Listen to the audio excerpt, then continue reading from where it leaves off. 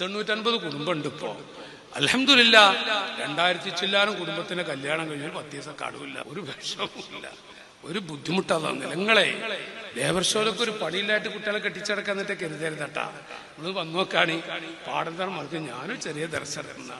കുറെ കുട്ടികളവിടെ വളരുന്നുണ്ട്, പാവങ്ങള്, കുറെ സാധുക്കളെ 10-15 ലക്ഷം റുപ്യ അവിടെയും കാണും. അപ്പോ അതിന്റെ ഒക്കെ ഇടയില് പച്ച പാവങ്ങളാണ്. അതിന്റെ ഇടയിലാണ് ഈ കല്യാണ വിഷയമായിട്ട് നടക്കുന്നത്. പച്ച പാവങ്ങളാണ്. എന്താ ഇപ്പൊ ചെയ്യാ? നമ്മൾ മുടക്കിയിട്ടൊന്നും കാര്യമില്ല. നിങ്ങൾ ചിലപ്പോ കഴിഞ്ഞ കൊല്ലം കണ്ടവരും വന്നവരൊക്കെ ഉണ്ട്. ഒരു ഉമ്മ 800ന്റെ പുറത്തെത്തിയപ്പോ ഒരു ഉമ്മയെ ഒരു കുഞ്ഞിന്റെ കാര്യം കൂടെ വന്ന് മോൾക്ക് കല്യാണം പുതിയാപ്പറിയ സന്തോഷത്തിലെ ഉമ്മ, നമ്മളെ ബേജാറ് പിന്നെ അതിന് വഴി ഉണ്ടാക്കണ്ടേ എന്നുള്ളതാണ്. അപ്പൊ നമുക്ക് അടുത്ത കൊല്ലം നോക്കാന്ന് പറഞ്ഞപ്പോ ആ ഉമ്മ പറഞ്ഞ പദം, ഒരു കല്ല് പോലെ ഒരു ഉമ്മ, ഒരു പാറക്കല്ല് പോലെ നിന്നിട്ടെ. കാരണേ മക്കള് കരകയില്ലെങ്കിൽ നമുക്കൊരു പെങ്ങളുണ്ടായോക്കട്ടെ, 19 വയസ്സായ പെങ്ങള്, നമ്മൾ പെണ്ണെട്ടി അടക്കുക, അവർക്കൊരു ജീവിതത്തിലെ അപ്പൊ കാണതിന്റെ വിഷമത്രയാണ്. അപ്പൊ ഈ ഉമ്മ പറഞ്ഞൊരു പദമുണ്ട്, എന്റെ 2 കിടിനി വെച്ചിട്ടെങ്കിലും കിടിനി വിൽക്കാൻ പറ്റില്ല. അയാൾ ആ ഉമ്മാന്റെ ശൈലിയാണ്, എന്റെ കിടിനി വെച്ചിട്ട് എന്റെ കുട്ടിനെ കെട്ടിക്കാൻ പറ്റുമോ? എന്താണ് ഈ ഉമ്മത്തിലെ പാവങ്ങളല്ലേ? അൽഹംദുലില്ലാ 10-2000 കുടുംബത്തെ കല്യാണം കഴിഞ്ഞിട്ട് ഒരു വിഷമമുള്ള തന്നില്ലല്ല. ഈ പാവങ്ങളെ ദുആണ്. ഒരു ഉമ്മ, ആ ഉമ്മ കണ്ണീരൊഴുക്കി ഒരു കാഴ്ച കണ്ടു. എന്തിനാന്നറിയങ്ങള്? ആ ഉമ്മാന്റെ കയ്യിൽ ഈ മകൾക്ക് വേണ്ടിയിട്ട് നമ്മൾ ശൈഖുനെ പഠിപ്പിച്ച 5 പാവം കൊടുക്കാനാ. അതങ്ങ് കൊടുത്തപ്പോ ആ ഉമ്മാന്റെ പൊട്ടുന്ന മനസ്സേ.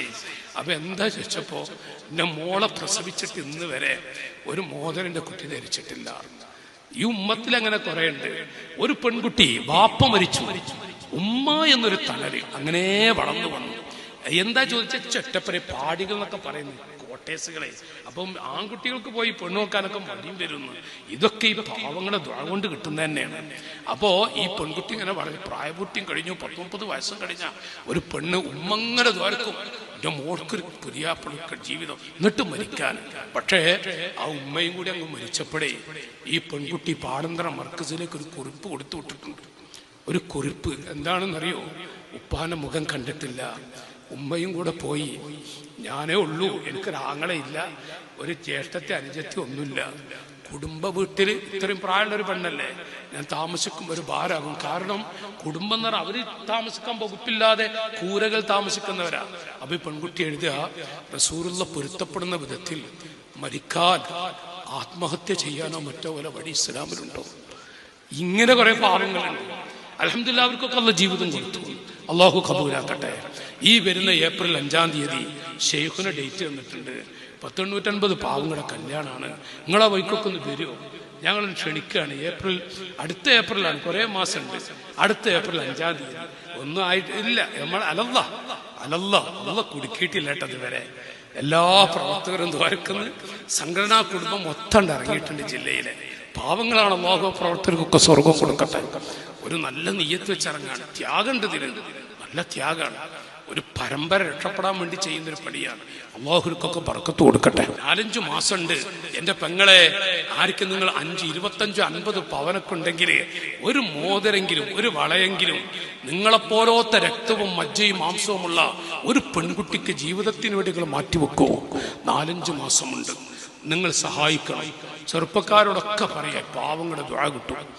പാവങ്ങളാണ്, അർഹതപ്പെട്ടവരാണ്. ഞാൻ അത്രേ പറയുന്നുള്ളൂ. പാടന്തരം മർക്കസിൽ സംഘടനാ കുടുംബങ്ങൾ മുഴുവനും കൂടി നടത്തുന്ന ഈ സമൂഹ വിവാഹം അടുത്ത ഏപ്രിൽ 5-ാം തീയതി നടക്കുമ്പോൾ നിങ്ങളൊന്ന് വരണം.